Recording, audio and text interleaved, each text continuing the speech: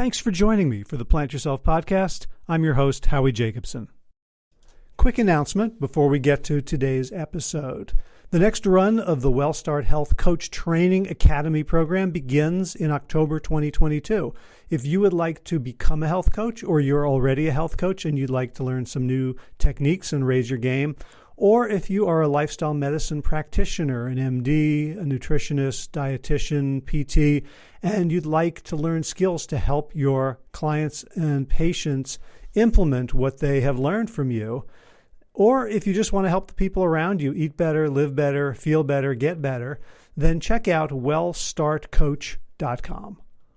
The question we're looking at today is, can a sports psychologist who works with Olympians and professional athletes to get the slightest additional edge for their performance help us with our lifestyle and behavior habits? Overeating, binge eating, sitting on the couch, not doing the things we say we're going to do. And conversely, do those of us who have struggled with and overcome behavioral issues have something to teach professional athletes and people who are looking to perform at their highest levels? Today's conversation is with Dr. Ellen Reed, who has just co-written a book called Relentless Solution Focus. And she wrote it with Dr. Jason Selk, who is the co-author of another book that has been very influential in my life, Organize Tomorrow Today. Those of you who have studied the Sick to Fit method and are taking a course with me and Josh will know of his work on fight-throughs, on moving from the honeymoon phase of a new habit to where it is second nature, and that second phase, the fight-through. So you can see the theme here, relentless and fighting, and it might sound like this is an approach that's quite different to mine, which is a much more sort of gentle, introspective, kind, curious approach. But the two, as we find out, because I challenge Dr. Reed on this a little bit, the two actually dovetail beautifully. So I hope you find this a very useful conversation, whether you are trying to change your lifestyle habits, whether you're trying to perform better in a professional capacity, in your career, or whether you're trying to have better relationships and you find that you are engaging in behaviors that occasionally sabotage them, or whether you are in fact trying to improve your athletic performance in some arena. I hope this is useful. So without further ado, Ellen Reed, welcome to the Plant Yourself podcast. Thank you. So we're here to talk about an excellent book that you co-wrote, right? Yes. It's called Relentless Solution Focus.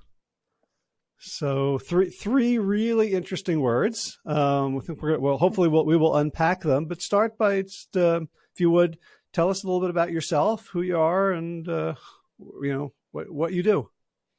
What I do. So I kind of have a little bit of a double life. So I start my days off typically as a professional dancer. We're off for the summer right now, but usually I'll start by going into ballet class and then rehearsals after that. And I'm a contemporary dancer here in St. Louis. I dance for the Big Muddy Dance Company. And then I come home and I sit down at my desk and I start getting on coaching calls with clients. So I'm a performance coach, which basically means that I help people who are trying to make improvements in their life, whether that be athletes trying to perform at or above their potential, business professionals, leaders, teams, organizations, anybody who wants to make improvements in their life, whether they're struggling or whether they're already performing well and they just want to improve their game. I, as you said, co-wrote the book Relentless Solution Focus with my colleague, Dr. Jason Selk, who I was really lucky to get connected with, close to 15 years ago now. And Jason kind of got his big claim to fame start as the director of sports psychology for the St. Louis Cardinals baseball team. And I connected with Jason right before he was about to start that position. And it was kind of being in the right place at the right time. I was in graduate school working on my doctorate in psychology. and dancing kind of as much as I could on the side then too. And he knew that his business was probably about to get a lot busier, and he needed somebody to kind of come on and help with the administrative stuff, like confirming appointments and invoicing and things like that. And so I was like, sure, I love Yeah. psychology. So That's what I do. That's cool, and that was 15 years ago. And slowly, as I finished my doctorate, I started to take on coaching clients as well. Um, and I've been really lucky to really be kind of immersed in the fundamentals that Jason has developed, and seeing the success that they've had with the Cardinals and with the athletes and teams and business professionals, and been able to teach those fundamentals to my own clients, and through this book, Relentless Solution Focus. So that's kind of how I got here today. And that's a little bit about my life. I'm a mom. I've got two little boys, an awesome husband. My kids are 6 and 3. So we're just doing the whole summer thing right now. Gotcha. So I'm imagining that when like you started off probably with dance and not coaching, like you weren't like a 4-year-old going to coaching classes. Right. Right. Right. Yeah. So what was the transition? I mean, first of all, what appealed to you about dance? And I don't even know if you can answer that. It probably started so young. Well, yeah, you're right. I did. I kind of have always, for as long as I can remember, I've been dancing. But it's funny because this summer I've been, my kids are kind of getting to the age where we're doing more activities now. They're getting into baseball and things like that. And some of the kids, William is my oldest. He's the 6-year-old, and some of his buddies are on the swim team. And the moms were just talking about recently, like, gosh, these practices are so early.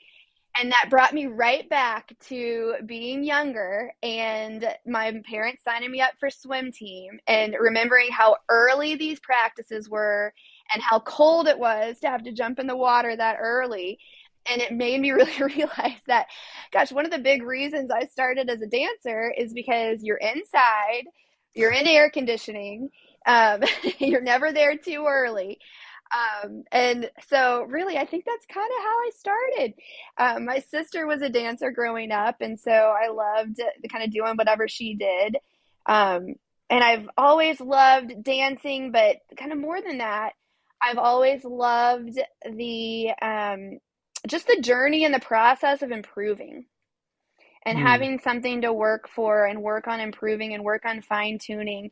And which has really, set me up well to do what I do kind of in the afternoons with coaching others. And so, yeah, it's funny that you asked that question because I was really kind of recently realizing that, gosh, one of the reasons I'm a dancer is because I like to be in air conditioning. Well, it's a weird answer, honestly, because you're talking about like, I did it, partly I did it for convenience and comfort, and yet the process of self-improvement is anything but. Yes. It's kind of the opposite of convenience and comfort. Absolutely. Yeah, you're absolutely right. And it's funny, again, like watching my kids kind of figuring out what they're into and what they're interested in. It is cool to watch them kind of figure it out, and you see those kids that just seem to be drawn to something right away. William is on the soccer team, and soccer may not be his thing, but there's 1 or 2 kids on the team where it's their first year on the team and they are just little superstars. And so I think that I'm really lucky that my parents exposed me to this stuff so that I could kind of figure out from an early age, like, gosh, I love this. And in order to put the work and the discomfort into improving, like you said, you've got to love it. And so, yeah, you're absolutely right. There's a lot of inconvenience and discomfort involved in the process. So speaking about inconvenience and discomfort, you mentioned you got a PhD, which is kind of a definition of like long hours doing something in a sort of monofocused way. What made you decide, like, I want to learn more about this for myself, or I want to have a degree so that when I'm done with dancing, I have something to fall back on? Like, Yeah. Well, it's an interesting process, kind of what brought me here too, because growing up, like through high school, through college, I was really the quintessential perfectionist. And I was the kid at lunch and we called it flex time, which is kind of like recess in high school.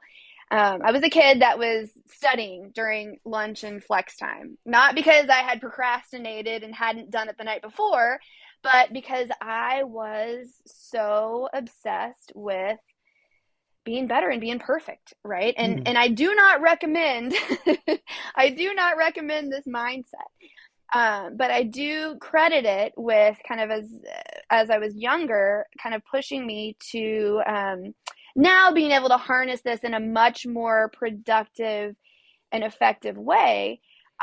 But I think I had this as a lot of us do, and a lot of the people that I work with do had this drive for perfection. Um, and it's something that's really common in our society. And I was stressed. Looking back at it, I was really stressed. And it felt so normal to me at the time to just kind of wake up with that, like my heart pounding out of my chest, like thinking about all the things I had to do that day. And, okay, am I ready for this? I've got this test on Wednesday. And is my health okay? And, that laundry list of things we have going through our minds as a normal basis, it was very normal for me. And through working with Jason, kind of started to realize, like, wait a second, not only is this not have to be my normal, but I don't have to live like this. And it can be so much better if I don't. And so through that, I just kind of think I just kept on the train. Like I loved academics. I loved dancing. So I just kept doing both. And I, finished my undergraduate. I'm like, what's next? What could be better than getting an undergraduate degree? And it's getting a graduate degree. And so I kind of just stayed on the train. I loved it. But it just kind of felt like, well, that's what you do next. And I'm really glad I did. But I can definitely attest to the fact that perfectionist mentality is not beneficial in the long term. So do you also have the dreams, like where you have a final exam in a class that you've Oh forgotten yeah. to go to? Yes, 100%. Because I haven't been in school for 30 years. I still get those. I know. And isn't it funny that we were just talking about this the other day that, you and I are having that same dream and these dreams seem to be somewhat universal. Yes. So I love how you're sort of, acknowledging that there's a toxicity to it, but also that it's an energy that you can harness and respect as well. Because I was also a perfectionist as a kid and I handled it completely differently. Like there was a bunch of things I was good at and I stayed with those. And as soon as there was something that I wasn't good at, I would quit. So like I went to one day of basketball camp. And I hadn't played basketball before, and there were kids who were dribbling right, and I was sort of like dribbling, with the palm of my hand, clunky. And like I got told like that's not the way to do it. And I told my dad I hate basketball. I never want to go back. Right. And I wasn't a great swimmer, and so I was like in advanced beginners, swim class at camp for like 7 years in a row, and like that was a real sort of dark underbelly of perfectionism, is that I felt like anything that I wasn't perfect at was like death. Yeah. Well, and here's the thing about this perfectionist mentality is that we can all relate to it. This is something that as humans, it's kind of part of the way we're wired. We have this problem-centric thought as our normal course of thought as humans, where our brain goes to and wants to focus on the problem or where we feel like we're falling short or what we're lacking in life, first and foremost. It's the way that we're biologically wired. And if you think about it from an evolutionary standpoint, this was a really good thing when we were evolving as a species, right? When there was a time when our resources were much more scarce and our environments were much less stable. So that problem-centric thought was really important for us to be able to very quickly recognize the threats in our environment.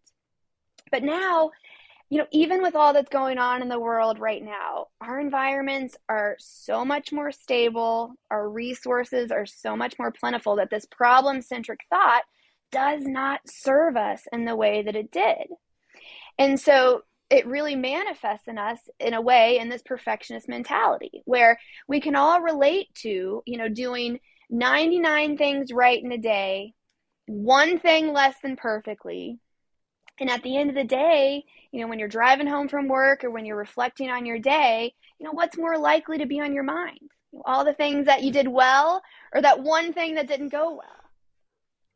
And it's something that, again, we can all relate to it to some level or another. And I would be willing to bet, and I am willing to bet a lot of money that all, if not very close to all the clients that come find me and work with me have a lot of this perfectionist mentality kind of coursing through the way they do things, where we're really quick to kind of blow off what we do well, blow off our successes as expected. So maybe let's say you were great at soccer, but you went to basketball camp and you're like, well, gosh, I'm not good at this. I mean, yeah, I'm great at soccer, but I need to focus over here. Why am I not good at this? Like, this is awful. I'm going to quit this, right? Or maybe you're good at math and you get an A on your math test all the time, but you're like, yeah, but that's my thing. I really should, I'm struggling over here in science. Or I did great on defense today, but that's my thing. That's what I'm known for. Like, I can't believe I struck out. It's just the way that we're wired.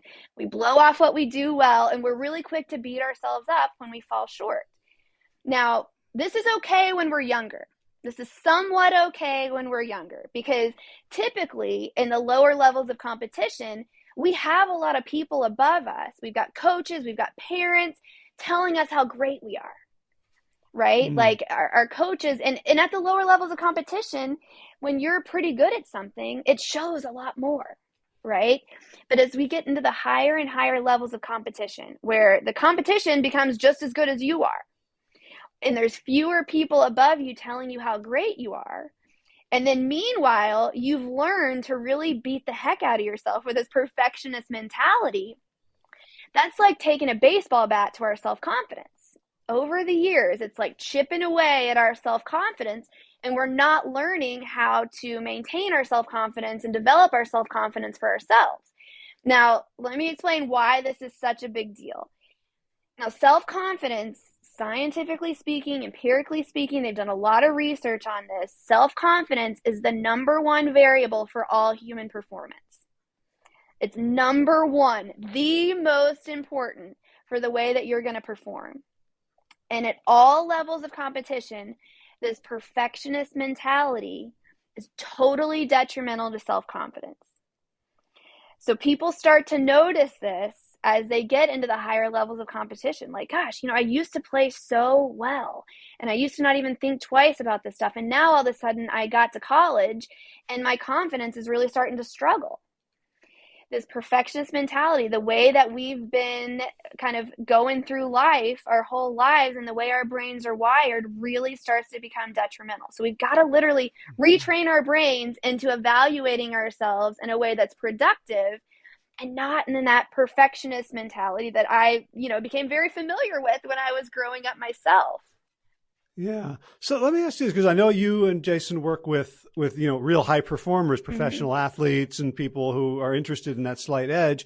What about people who max out their potential at age 6 or 7, who aren't the great soccer players, who aren't the great dancers, who don't like? It feels like there's a difference between being told you're great until you're 18 and then hitting a wall, and understanding that at age 5 or 6 you're kind of average. Yeah. But you're still a valuable human being, but you've got this sort of perfectionism that's never being realized. Like, what does that do to a person? So, my favorite clients are real life people, right? Well, I shouldn't say my favorite clients because I love all my clients. But what's more accurate to say is that where I feel like I make even more of an impact is with the people who are just trying to make improvements in life. right? Yes, I work with Olympic athletes. I work with professional athletes. I work with these superstars.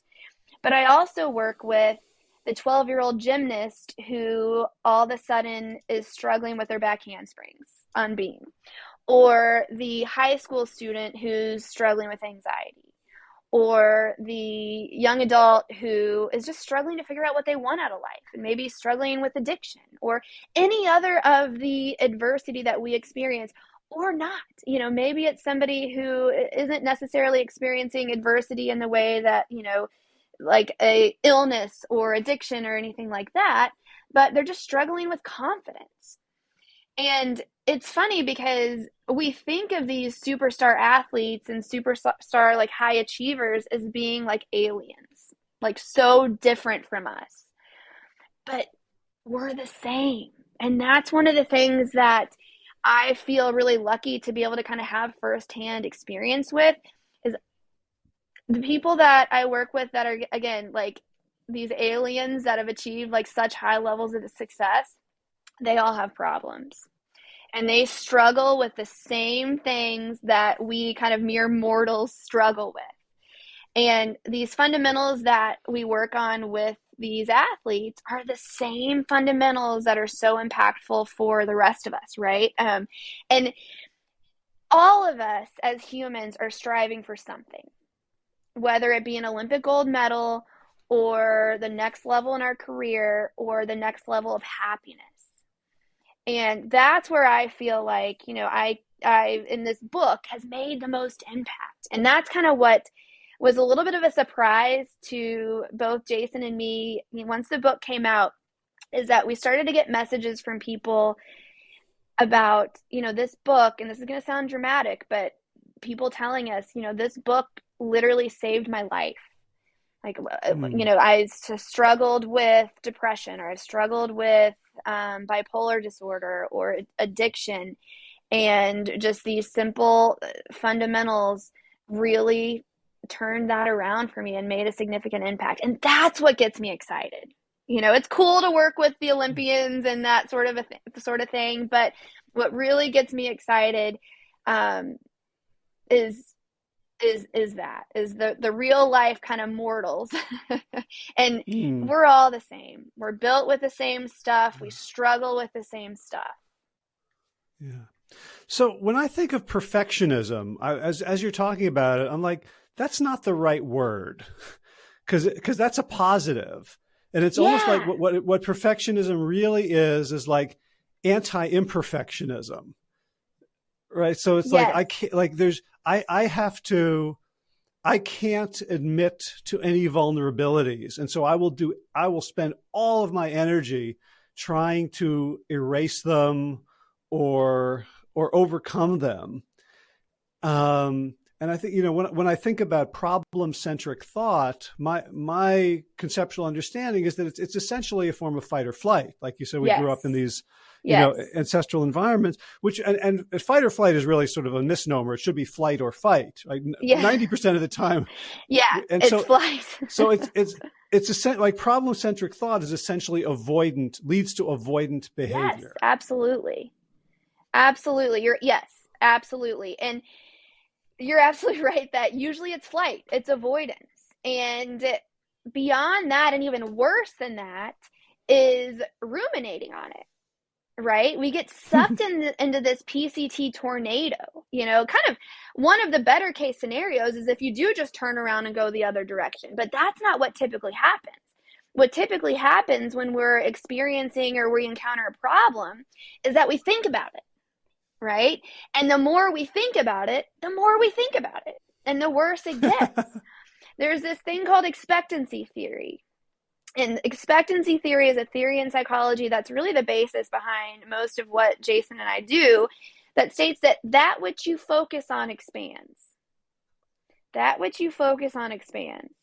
Think about it. Like when you are thinking about or talking about a problem, usually when you start talking about it to your friends, it doesn't happen in the way of like, okay, let me just vent on this for 2 minutes and then be done with it. Usually isn't the way it happens. We like to think that's the way it's going to go, but usually it gets more and more spun up and turns into a bigger deal. and gets emotions about it even more heated, right? That which you focus on expands. It's like if you, let's say you're buying a new car. If you've ever had this experience where you're buying a new car and all of a sudden you start to see that same make and model that you've been researching all over the road. Yeah. That which you focus on expands. When our brains become kind of in tune to what we're focused on, they literally get lit up in relation to that. And so we get so sucked into thinking about our problems that it becomes so hard or even impossible for us to get to the solution side. And that's where this relentless solution focus comes into play. How do you recognize your problem, but then shift your focus from problems to a potential solution quickly enough so that you don't get sucked into that tornado? And it's not the perfect resolution to your problem. It's a potential solution that could improve your problem by just 1 inch or 1 iota. It's called the +1 concept in the book. But I like to what you said about, perfectionism kind of has a positive connotation when you just think about the word. But what we know to be true is that there's absolutely nothing positive about perfectionism. And, that's, well, I take it back. Again, a lot of people's success in the earlier or kind of the lower levels of competition is driven from that drive for perfection. But if we don't attack that and start doing the things that are going to promote that in a positive and effective and constructive way, it's really going to be a roadblock to your success, but more importantly, your happiness. So what we've got to learn how to do is, instead of beating ourselves up for our shortcomings and not recognizing what we're doing well, we've got to learn how to recognize what we're doing well. And we've got to be relentless about keeping our focus on improvement, not perfection. It's such a subtle difference, improvement and perfection, but that subtle difference has massive impact. Yeah. And I would say the other thing that's really important when you are growing out of perfectionism is to decouple your self-worth from your performance entirely. Totally. Right. Like that whole thing, like you help people with, like, I want to get better, I want to improve. That's wonderful. That's a great privilege of being human. And if we still tie our self-esteem to it, our self-worth, or the approval of others. I mean, I'm sure you've seen in the news sort of athletes who, no matter how good they are, they're only as worthy as their last performance. Yeah, absolutely. I love it's tragic. Yeah, absolutely. You're right on. And what we kind of fight tooth and nail for with teaching our clients is you've got to judge your success on effort and process, not results. And that's a concept from Coach John Wooden. Effort and process. That's how you judge success, not results. And, coincidentally, the more you're judging your success on your effort and process, the more likely you are to get those results. It's so much more effective, so much more productive to keep your focus on process and your effort, because those are the things you can control rather than the results, right? Like, you can control after practice staying an extra 30 minutes and taking free throw shots, right? Practicing. But you can't control in the game whether that's going to go in, but you can control how much you prepare for it and how much you practice for it. And what you should judge your success on is whether you got into the gym after practice every day and worked on it, not whether those shots went in. Now, of course, we want the shots to go in, right? I wouldn't have a job if people who came to me didn't experience good results. But we're going to get to those results so much more effectively if we're relentless about keeping our focus on effort and on process.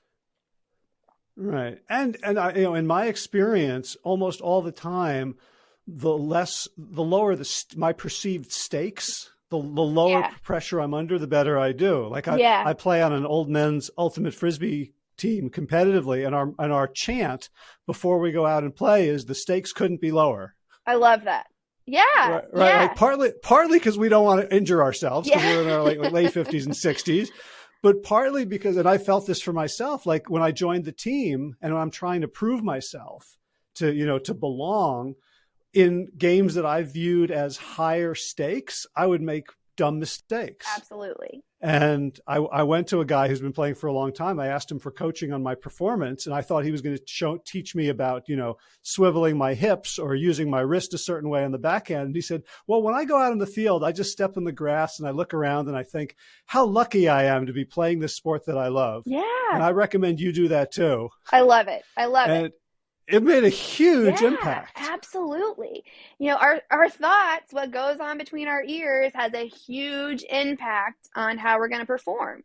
And when we're in these high pressure situations, or even, moderate pressure, right? It really doesn't take all that much pressure to create a significant impact in how we're going to perform, right? If we're not prepared for it, if we don't train for it. And so there's two aspects of this. One, what it does to our biology, right? What it does to our body. And when we experience that pressure, it creates a significant increase in our heart rate. And when our heart rate gets above a certain level, we really lose the ability to execute those fundamentals the way we've been training for, the way we know how to. So we've got to get a hold of our heart rate. And we do that through something called the centering breath, this is a really easy tool that anybody out there could start implementing right away really easily. You breathe in for 6 seconds, you hold your breath for 2 seconds, and you breathe out for 7 seconds. Now, what this does is it's going to get air into your diaphragm. And when you get air into your diaphragm, it's going to have the physiological effect of slowing down your heart rate. So step one, you've got to get your heart rate under control, because if your heart rate isn't under control, you really lose the ability to have more control over your thoughts. Now, when you're in those high pressure situations, right, what's typical for us to be thinking about is like, okay, I've got to make this, or I've got to make this putt, or I've got to make this shot. Like, don't screw this up. Like, we can't lose this game, or I can't believe I just made that mistake, right? All of those really normal thoughts that really kind of jack up our stress and anxiety and distract us from what we need to be focused on. It's like a golfer and I work with a ton of golfers, and it all sounds very similar when they come to me that, they're standing over the ball in these high pressure situations thinking like, okay, I've got to make this. I've got to make this putt. I've got to make this putt. I've got to make this putt. Now, it doesn't take, a genius to figure out that when you're thinking, I've got to make this putt, you're giving yourself a really low chance of actually making the putt, because our brains can only fully focus on one thing at a time. Fully focus on one thing at a time. So when you're thinking, I've got to make this putt, you're not thinking about what you need to be doing in order to actually make the putt.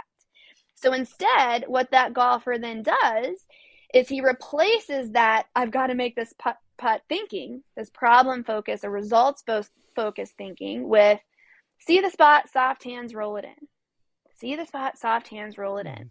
He replaces it by thinking about his process. We call this a performance statement, but it's the 2 or 3 things that are really concise performance cues that keep you focused on what you need to do in order to give yourself the best possible chance of being successful. Now, that takes training. It takes conscious effort, right? You can't just rely on going out there and hoping for the best, because then you're going to be totally unprepared for these high pressure situations. So that advice that this guy gave you to go out there and replace that kind of, oh gosh, thinking, right, with, I'm so lucky to be able to do this, was really smart, right? It's redirecting your thoughts onto what's going to not increase that heart rate, increase that kind of performance anxiety.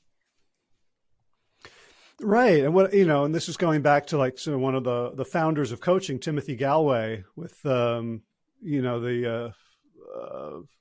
forget the name of the book. It was like the tennis. Oh, book yes. The Inner Game of Tennis. The Inner Game of Tennis. Yes, right. Yes. And this idea of the inner game, being that you're, at a certain point, your body knows what to do. Like I didn't need any coaching on how to throw or how to catch. Yeah. Like I've been playing this game since 1977. My body knows how to do those things. And when it's not being bothered by my approval seeking mind, it does them pretty well, pretty consistently. Right. Like there's not that many technical errors. Right. It's all the technical errors are actually judgment errors. Yeah, absolutely. Now, the problem with that though is that if you're relying on that kind of absence of thinking, right? Like we all have that kind of in the zone. And this is something that sometimes takes a little bit of convincing with an athlete I'm working with. And I ask them, what are you thinking about when you are performing at your best? Most of the time, they're going to say, well, I'm not thinking about anything, right? I'm just in the zone. Like I'm doing what I know to do. But here's the thing. There is no magic pill or formula that will erase all thoughts from your brain, from your mind. If there was, we would find it, and I would be teaching everybody how to do it. There is no magic pill, no magic formula for erasing thoughts out of your mind. So you cannot just rely on that. And if you're relying on that in those kind of good low pressure situations, I can pretty much guarantee you that in the high pressure situations, there's going to be thoughts going through your mind. Right? We can't control all the time the thoughts that are going to come into our mind, but we can train our brains for being able to know what to do with them when they get there. And so we've got to use something called thought replacement. We can only fully focus on one thing at a time. So we've got to replace that negative results-based, distracting, overthinking with something that's going to help our performance. And we've got to be training for that in those low pressure situations instead of just relying on that like total lack of thinking, so that it's there for you in those high pressure situations. Like my athletes are saying the same things to themselves every single day in training as they are when they're about to compete in the Olympics. It's the same thing.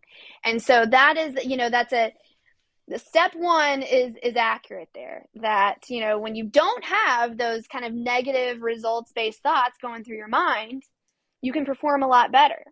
But we can't just rely on hoping they're not there and trying to keep them from coming in. We've got to have a game plan. We've got to have a tool to get them out. That's so interesting, because one of the things that I don't want to say it was an objection that when I was reading the book, but like a doubt. So I'm trained in ACT, right? Acceptance and commitment therapy. And one of the tenets is like, stop trying to control your thinking, right? Like when, if I say to myself, oh, I'm going to have a great day today, then my brain immediately goes, well, compared to what? Compared to that shitty day you had 2 weeks, two weeks ago, right? So that this idea of like, positive, statements and like, no, I'm not going to think that. Typically backfires. And yet you just said that, like, we can't control our thoughts. So I'm really interested in like, what's the intersection of your thinking and the ACT thinking? Because you are saying we can replace thoughts with other thoughts. Okay. So essentially, when most people are trying to kind of quote unquote control their thoughts, it looks a lot like, don't think about that. Just let it go. Like, why am I thinking about that? Don't think about that. Right? That's because we haven't been trained really how to do it effectively. And so that's what most people do when they're trying to control their thoughts. Now, it's like telling you, just don't think about a pink elephant. Whatever you do, don't think about a pink elephant. Well, of course, you're thinking about a pink elephant, even more so than had we not been telling ourselves not to think about it. And so with this acceptance and commitment therapy, kind of step one is recognizing that you're having the thought, right? Like recognize that it's there to kind of give yourself kind of take yourself one step back from it, which is actually really in line with this relentless solution focus. Step one, you've got to recognize what you're thinking, because so much goes on kind of in our unconscious that we don't even recognize because we haven't really been taught kind of the cues. Like, how do we know when we're thinking about something that's really affecting our health, happiness, and success in a negative way? And the way you know is by paying attention to the way you feel. Like any negative emotion whatsoever, stress, anxiety, depression, fear, anger, all of these negative emotions are a cue. It's like your biological alarm system that your mind is focused on a problem or something negative. Now, again, we've just talked about that. You've got to replace it. You can't just tell yourself not to think about it. And that's what most people do when they're trying to control their thoughts. Again, they say, just don't think about it. Just let it go, right? Like coaches say that all the time to their players, like, just let it go. Just shake it off, right? We tell ourselves that all the time. Just let it go. Just don't think about it. But again, it's like putting a big highlighter over it. So we got to recognize it. And we've got to replace it with something else. And I think that this acceptance and commitment therapy, in a way, it's very, I see how kind of like on paper, it seems to be counter, right? But in a way, I see them as very similar. We're replacing that kind of PCT tornado with, okay, well, let's recognize it and let's kind of take one step back from it and say, I'm having the thought with, like, you're redirecting the thought, right? And that's essentially what we're doing with Relentless Solution Focus. We're redirecting it, though, in a way that's going to promote solutions. Like, what is one thing I can do that could help make this better? And for somebody, that solution might be, I'm going to recognize that I'm having this thought, and I'm going to say, you know, what's something typical that you would say, like, I am having the thought that, right? That might be the solution for someone to say, okay, I'm going to recognize it, I'm going to say this. Or I'm stressed because my like hitting seems to really, I seem to be kind of starting into this little bit of a slump with my hitting. So what's one thing I can do that could make this better? All right, I'm going to get to practice 10 minutes early tomorrow, and I'm going to do some extra swings in the batting cage. So it doesn't matter what the solution is. What's important is that you're redirecting your thought to something, anything that could help improve that current situation by just one iota. So we can't always control what comes into our mind. You know, we're going to try, like I'm going to try with my athlete standing at the plate, you know, and about to be pitched to. I want him controlling what's going through his mind. So he's saying to himself, track the ball, quick swing, follow through, right? To try to prevent that negative stuff from coming in. But we can't always prevent what's coming in, but we can always control what we put in there, right? What we're actively telling ourselves to help get rid of the stuff that doesn't serve us. Right. So that's great. And I'm hearing a couple of things. One is, like, one of the big things of ACT is that we choose where our attention goes. Yes. Right. So it's not that I have to turn off the radio. Right. I just have to go closer to the television that's saying the good things, so that honoring that, okay, I've got this negative self-talk, and when I'm fused with it, that's all there is. But once I step back and I can say, oh, I'm having the thought that, then it immediately diminishes its hold on me. And the second thing is, like the third part, you know, or the second part, letter of ACT, commitment.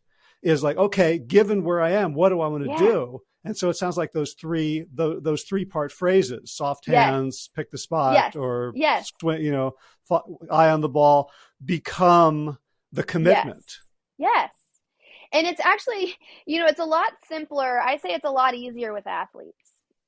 It's interesting because in terms of like process goals, like that's the most important daily activities for you to be doing consistently and results. As athletes, that's a little harder because you can be doing everything you should be doing on a daily basis, have the best game plan in the world, and then you get out there and somebody can still like beat your face in, right? Like with athletics, it's just harder. It's harder to kind of control results in that way.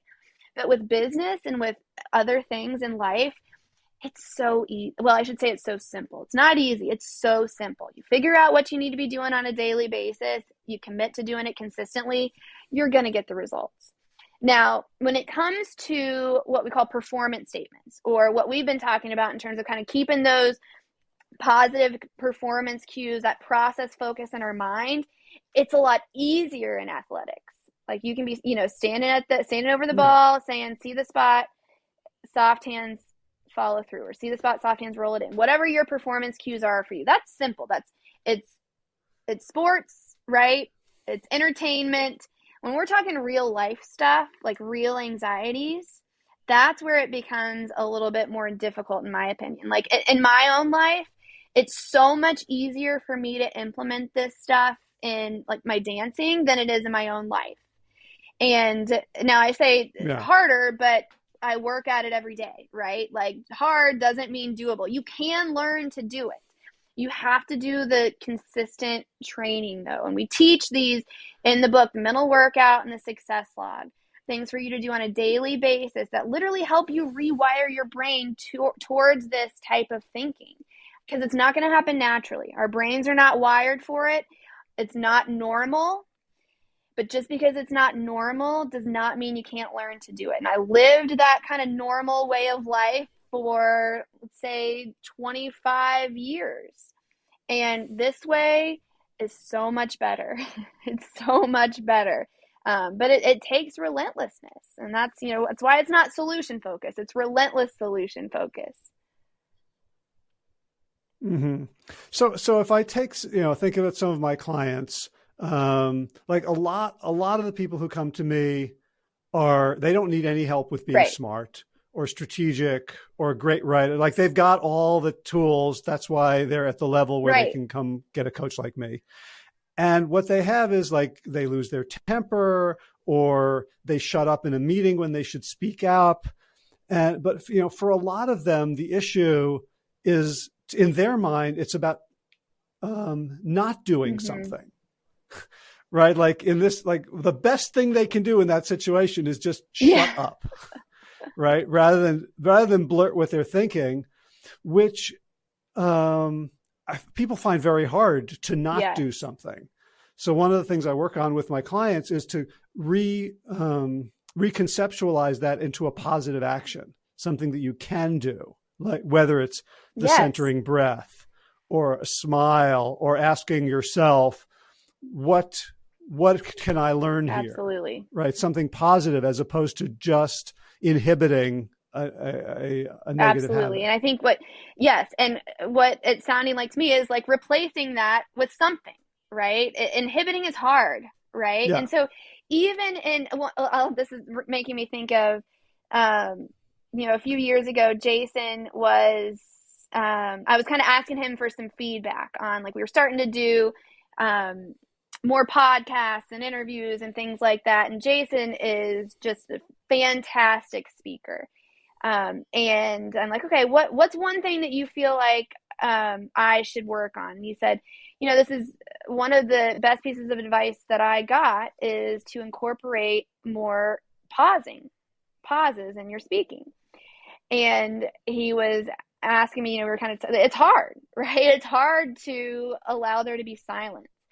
And he's like, okay, Ellen, I did a podcast, or I had one coming up, and I was like, okay, I'm really going to work on the pauses. And he said, okay, Ellen, now what are you going to replace it with? When you want to say something, what are you going to replace it with? And I was like, nothing. He's like, yes, exactly. You're going to replace it with silence, right? So even having that kind of active idea of replacing it with something, even if that something is silence, is so much more effective than just thinking, okay, stop talking.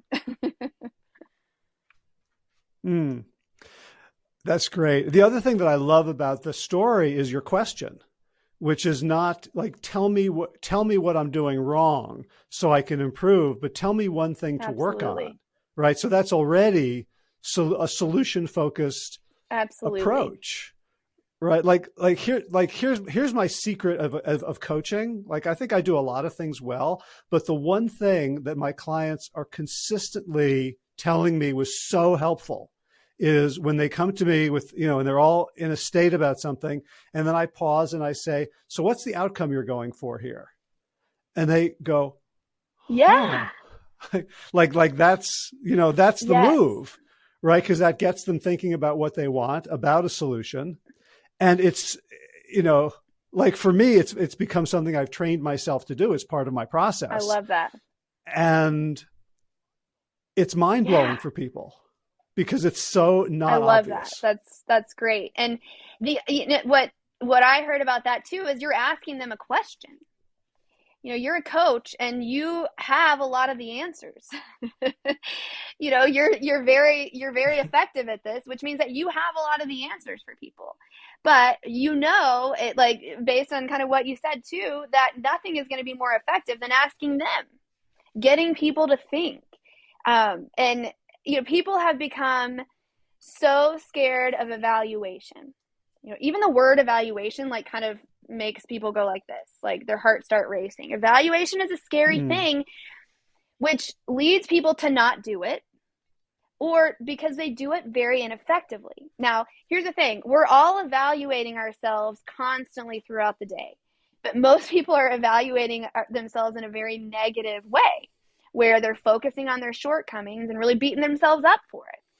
And what we teach you to do is evaluate yourself using this solution-based approach through this tool called the success log, where every day you write down 3 things you did well that day, 1 thing you want to improve in the next 24 hours, and then 1 thing you can do that can help make that improvement. So remember, self-confidence, it's number 1 in importance in terms of how you're going to perform. And the more you're recognizing the little things you're doing well, like putting pennies into your piggy bank of self-confidence. And then instead of saying, just like you pointed out, instead of saying, well, what did I screw up today? Where did I really fall short today? That's what people want to do. That's people's instinct, right? That's how we're wired. But you're forcing yourself in the success log to say, what's 1 thing I want to improve? Such an important and impactful difference than saying, well, what did I screw up today? And then, hey, here's what I want to improve. What's 1 thing I can do that can help make that improvement?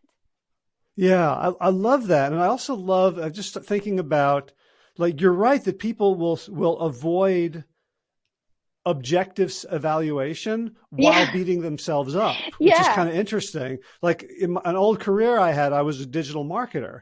And so I would the easiest thing in the world is to throw some tracking on your website and say, well, what's your conversion rate? What's your cost per customer? What's your cost per lead? What's, all that stuff.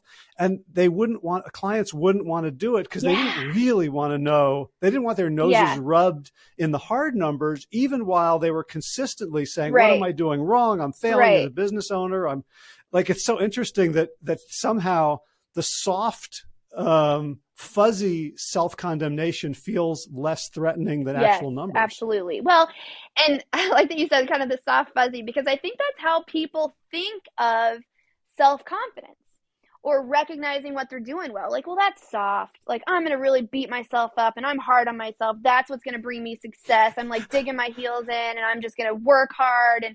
But here's the thing, that doesn't lead to you reaching your potential. It leads to burnout. It leads to low self-confidence. It leads to inaction. It's easy to beat yourself up. It's normal. Most people are really good at beating themselves up. But where the highly successful really put themselves apart, set themselves apart, is that they force themselves, they train themselves to focus on what they're doing well and what they want to improve.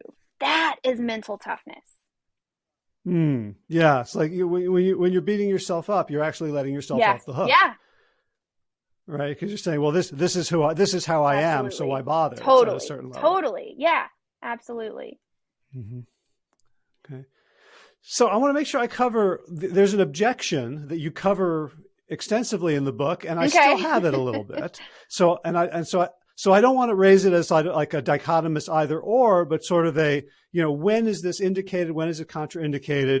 Which is like you're saying, like within a minute, start focusing on the solution. And the objection is, well, if I don't really understand the problem, if I don't spend time in the problem. So my process, the second step after we get to, what's the outcome you want? And I work with them to articulate like a positive, meaningful, clear outcome, something they can really picture in performance terms, is then we go back to the problem and we explore what's causing it, when it arises. And it sounds like that's not what you guys recommend. So I'd love to hear your thoughts on when is that not useful to do? What I heard about your approach that sounds like it's really effective is that you started with, what's the outcome? Like, what is, you immediately are thinking in terms of the solution, right? But that's a step most people skip. Most people don't do that, right? And so they go immediately and they stay immediately and stay for a while in the problem.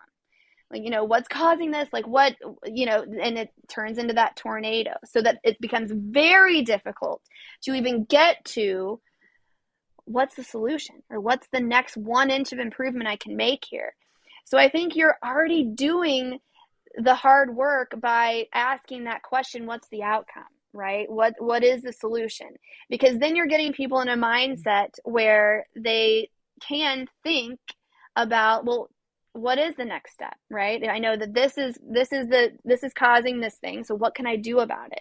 So I think in a sense you're doing it, and I think that is something that most people don't do. Well, I know that's something that most people don't do. They don't immediately say, okay, here's what here's the solution, here's the outcome that I want. Now, how do I get there?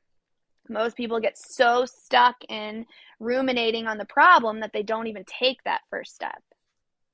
Right. So you think it's all right once somebody's solution focused to then look at the problem within the context of where they want to go? Well, I think you have to, in the sense of knowing what to do, right?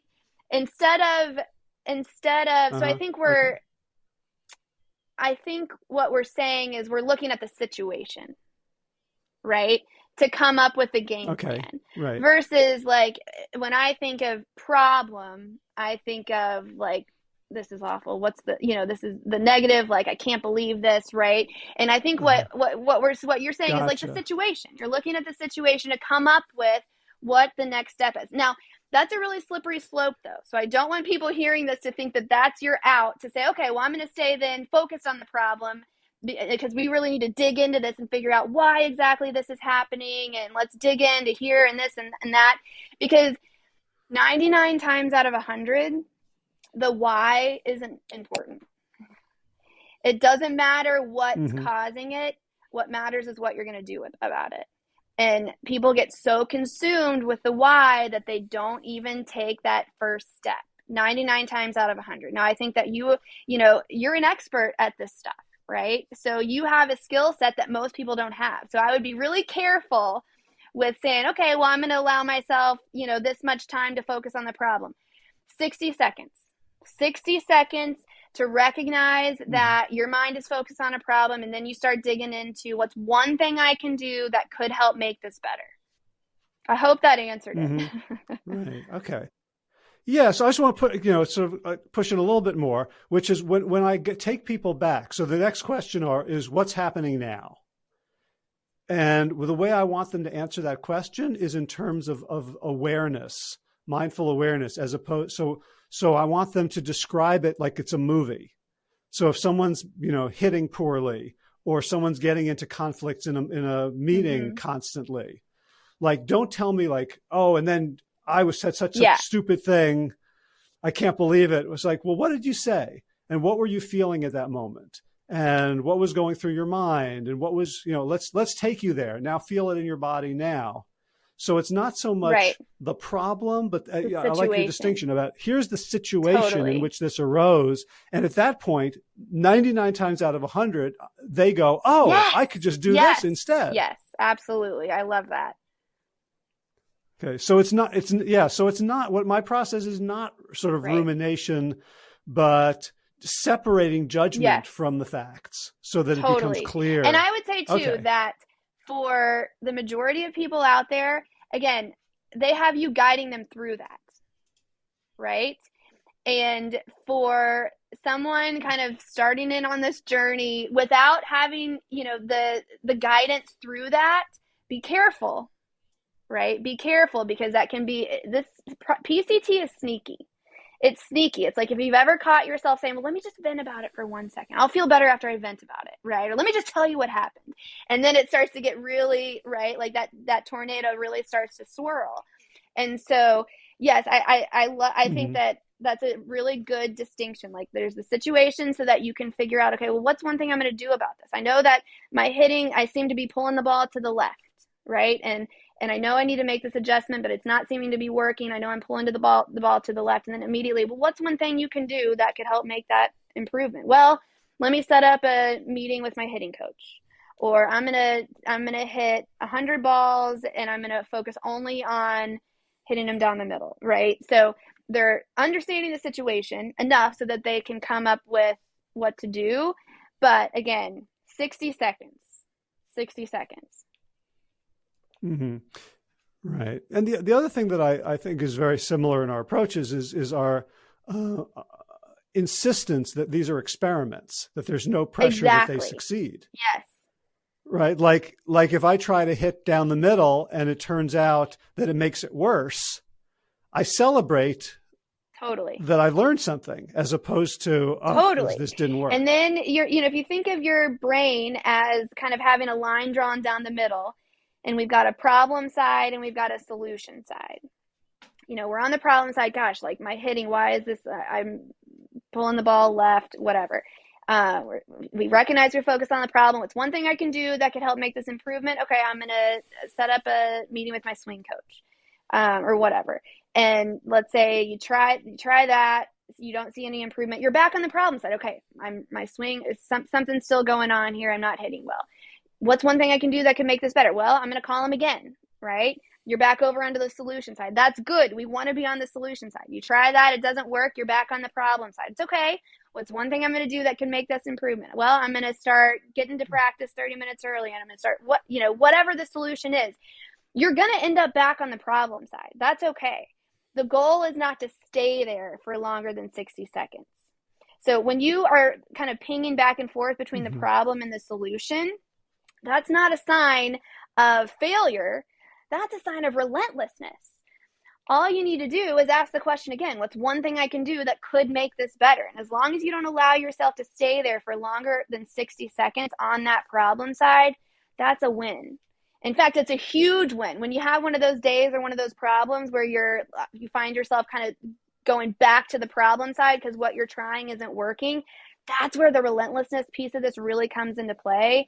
And that's where people really win consistently. Right. But, and the one caveat I would offer to that is there's a way in which I've seen clients get relentless about keep trying the same thing more, bigger, better. And they're just, because they're stuck. And, so one of the things that I want to do by asking people very specific questions that get them looking at the problem is to be able to see it in a new way. So, for example, the way a client might define their problem as this team, there's a person on the team who's very conflictual and everyone's annoyed by this person. And, when the outcome is, I want them to stop being annoying. And when we explore it and get, the outcome is, I want a high performing team, which then allows them to try a whole different set of things than, right. So there's a way that relentlessness can become stubbornness and can kind of block creativity. And the thing about when our minds are focused on solutions, right, it opens our minds up to new possibilities, right? That which we focus on expands.